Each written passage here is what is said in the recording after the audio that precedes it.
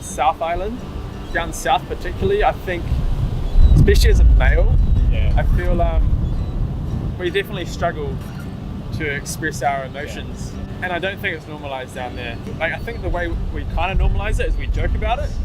There's multiple steps. So one of the things is to talk to people you care about, that you trust, because a problem shared is a problem halved. So if you've got a network of people that you can trust and confide in, then that's the first step. That's ultra helpful. We've got multiple people, there's posters on the walls, and they can call members from their own club, from around the area, around the whole country, or it's even go straight into that counselling network, which they've got free access to sort of any time.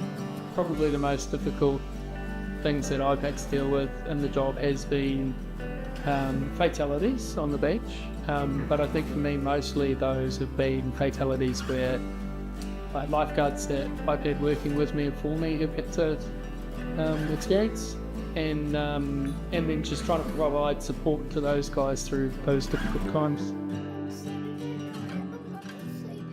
I've been doing this for a while now, and I've done a fair amount of drownings and body recoveries, so I won't go into particulars about stuff I've been to, but a lot of pretty traumatic incidents, I guess. I feel like people should know that the heart rate's always a bit higher, especially even off duty when you're in the surf, because you always see things that you think might happen. Yeah, there was one off duty rescue straight after patrol. We were swimming out the back, and then I heard some screams and help, and I was a little bit away from some of my other lifeguard friends. There's about 5 or 6 of us, and I just signaled to them, went like that, just signaled to pick up swimming, and the best swimmers swam, and the other half went in and grabbed the boat. I kind of went in with the crew to set up a boat, but as we were launching the boat, the good swimmers, they brought a lady in, and she was unconscious and not breathing, and so we started to perform CPR. There was 2 of them, and they were partners. The guy, he was conscious and breathing. Ambos came, and then they took over really. And he was kind of saying to me oh no, she's gone. And it was quite hard to when you hear that, you don't really know what to say. So she didn't survive in the end, but we found out they'd been drinking. Dealing with that was probably the most tragic, because they had a kid and they were together, and they had alcohol. The traumatic part is just being around a guy that's just lost their partner. I have thought about leaving. There have been hard summers. There's a period of time where I didn't manage my mental health very well. I burned out. I very seriously burnt out. I just stepped right back rather than quitting. And then kind of found the love for it again, I think, and yeah.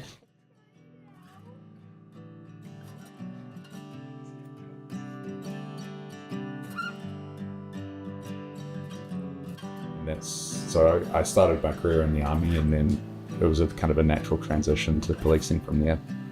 And I've been doing it for 10 years now, and I can't imagine myself doing anything else. I would say frontline was definitely the most stressful. When I was on youth, just getting over a whole lot of stigmatism. Each role kind of gives me a new perspective of policing, because each thing flows into another thing. It's not always easy I don't actually have a good ritual, I'd say.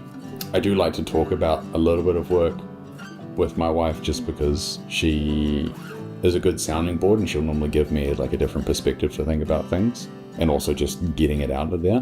When it comes to the boys, I just have to take a deep breath and be these guys have absolutely nothing to do with how my day's gone, and I need to be here for them. And so, yeah. Initially, when I was really new, I used to get really upset when we didn't get closure or would go to court, but then you get an unsatisfactory outcome, which is most of the time.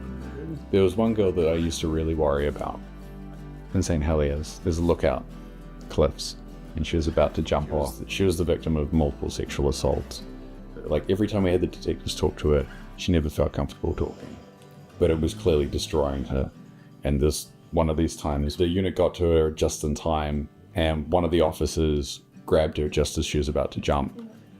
He was hanging onto her and hanging onto a tree, and he was about to fall over, and his offsider was there trying to yank him back, talk on the radio, so he only had one hand. We are beaming it down Tamaki Drive, trying to get there, and they eventually do pull her in, and they save her life. And I've always wondered what's happened to her. It's always hard to, as volunteers especially, to hold your hand up and ask for more, but you look at most first response, like the St. John, Landsar, Coast Guard, Surf Lifesaving, they're all charities. We need donations and sponsorship, just so that the volunteers aren't out of pocket for equipment and time. So if there was one thing I could change, it would be that it was fully funded.